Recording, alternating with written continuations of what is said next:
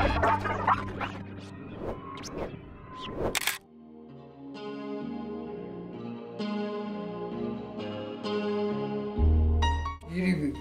het ek gemaak. Ek het 'n aanbod vir hierdie ene gehad, kom en dan net vir julle idee te gee, vir R4.000 en ek stel nie belang nie.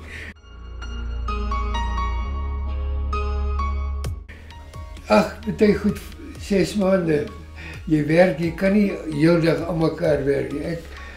My oë het ingegee, ek het net een oog wat nou kan kyk nog. Hierdie een is heeltemal blind, ek kan niks sien met hom nie.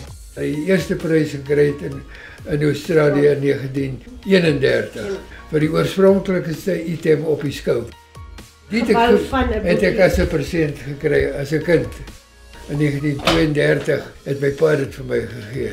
Ek is in 29 gebore, toe was ek maar 3.